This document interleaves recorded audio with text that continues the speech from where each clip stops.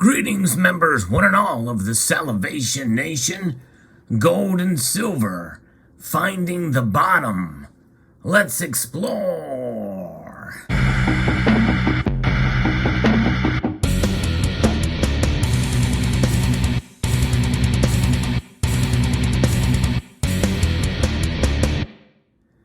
By now, it's pretty obvious that gold and silver are having a pretty rough time in terms of their price performance.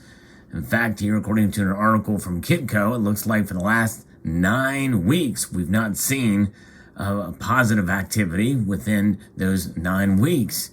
And now we're down a second week in a row pretty drastically. And we've been watching gold and silver consolidate, and now they're breaking down here. This is from Todd Bubba Horowitz. And where is that bottom? The silver looks worse than gold, as we have talked about on this channel, and it's something that's just an unfortunate reality. When the price of gold goes down, silver tends to drop even more. With it breaking through major support, Friday's action was a warning sign for gold and silver. A big rally early, followed by failure. Gold did close higher Friday, while silver was lower, but both were ugly. But one thing about gold, and again, I'm not anti-silver. In fact, you will find out exactly how pro-silver I am when you see the unboxings that are to come. And I'm going to talk a little bit about that in this video, about buying silver and about the psychology behind buying, specifically buying. But nonetheless, gold is known to move less drastically, although it is a pretty drastic drop that we've seen as well too. If you look at the charts, it's kind of all downhill, and it may go down even more. So reaching down into that barrel, trying to feel for that bottom, it's a little deeper than we thought. I mean, trading paper metals is a short-term play when you do it for ETFs. For more active traders, it has nothing to do with physical holdings. In fact, this is why typically some of the silver squeeze movement really didn't have the effect that they had hoped. And because there is this separation from paper trading with the physical holdings. And keep in mind, there's over half of silver is utilized as industrial metals for all the different applications out there. And that is much closer to being tied to the paper trading markets. We have been short gold and silver since about the 25th of April in this article. Gold at 1907 and silver at $23.61. They remain short until the price action suggests a turn in trend. Too many try to pick tops and bottoms when the footprint and price action is much better view to the next move. In fact, that's what we're kind of speculating here, is finding the bottom, trying to pick that bottom. Where will it go? There appears to be more trouble coming in all markets. Eventually, gold and silver will turn around, but there's no percentage in being early. Precious metals should be owned on a physical basis with capital that is not needed tomorrow anytime soon. In other words, buy within your means, based off of your budget and your level of comfort. In other words, understanding the markets, understanding that they can indeed turn lower.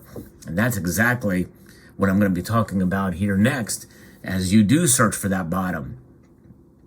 So if you're going to trade with paper, know that we can trade sideways without emotions. In fact, that's what's the difference between holding the physical metal here. There is an emotional attachment to this. In fact, I don't care if you're a pure stacker and you don't care what's stamped on the coin. There is an emotional attachment to that which you hold. Even if you just put it in your safe and don't look at it again, there's something about that because you have to deal with the physical aspect of it. You pay premium for it. Now, obviously, on a percentage basis, in the amount of dollars, it's going to be less for gold because there's a lot more value in this small package. But the time and energy it takes to actually stamp this is about the same as it would be for this, a silver eagle in this case. But nonetheless, there is that attachment, which is sentimental.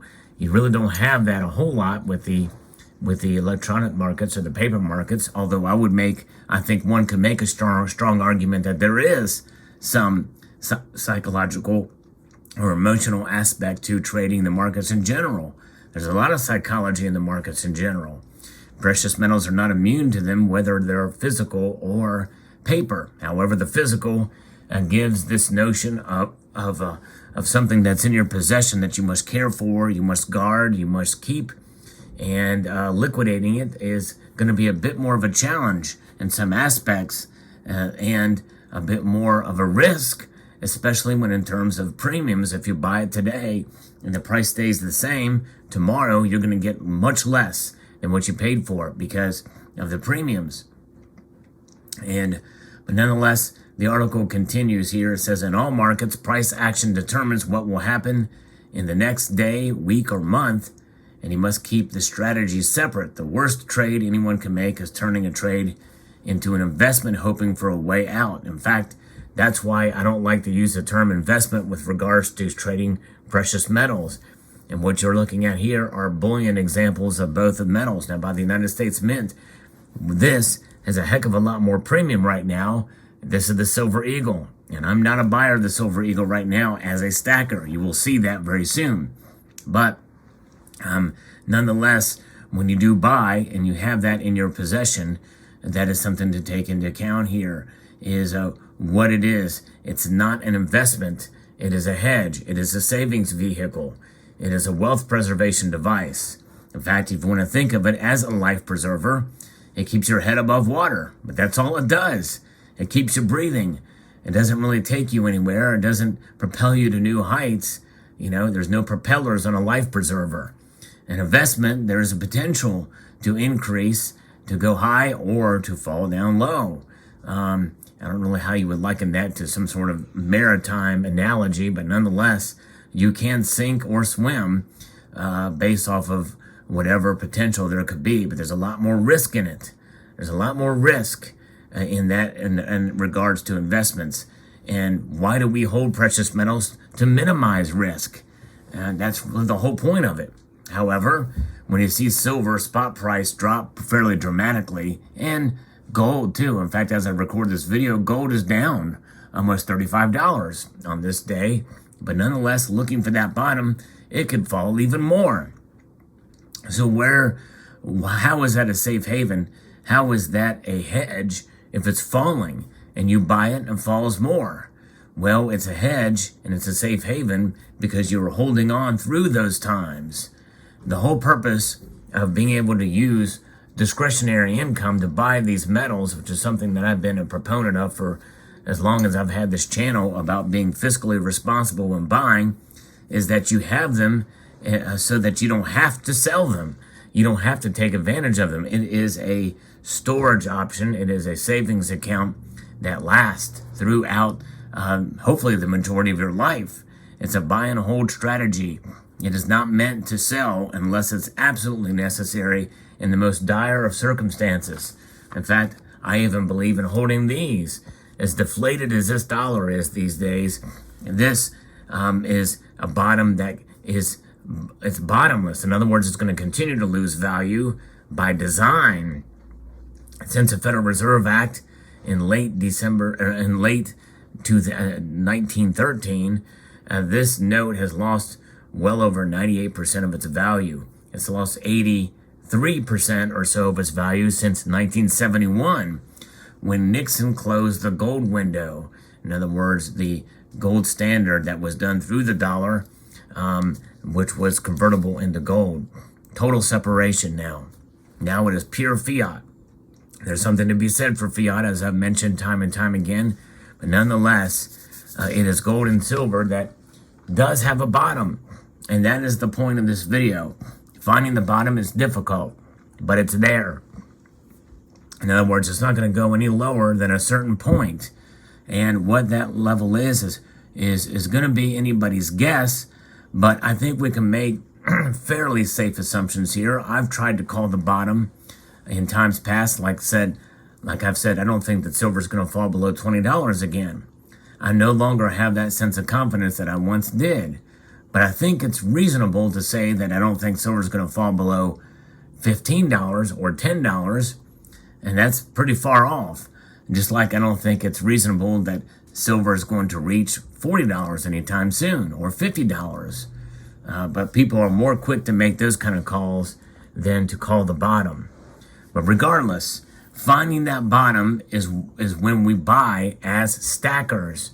In other words, the purchases that I've made of this metal, certainly not in this form, you will see what form that comes in when the orders arrive, is based off of me poking around in the barrel trying to find that bottom.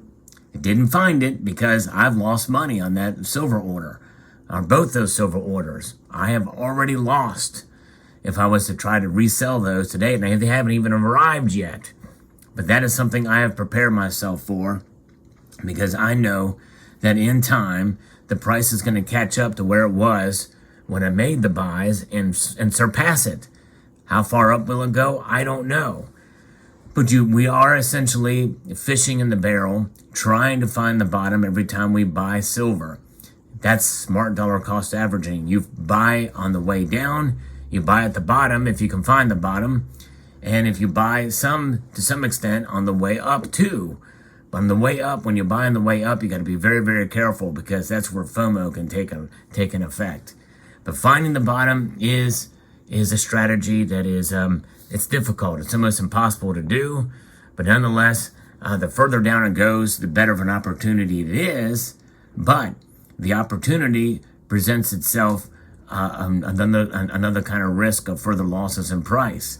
So keep that in mind whenever buying silver and gold, especially, and gold as well too. It takes a lot of money to buy an ounce of gold, especially. But no matter what size you do buy, there is that threat there. So nonetheless, there you have it. Let me know what your thoughts are in the comment section below.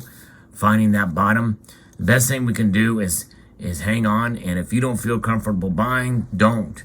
If you do feel comfortable buying, look at where the price action has been, especially over the last week or 9 weeks, as this article suggests, and weigh your options there and make buys based off of what you think in your personal situation is. Utilize smart dollar cost averaging, as I have talked about, which means you buy more when the price goes down, as you can afford to do so, and you buy a little less or none at all on the way up, or at spikes, at large spikes. There's a time not to buy as well. So think about all these things.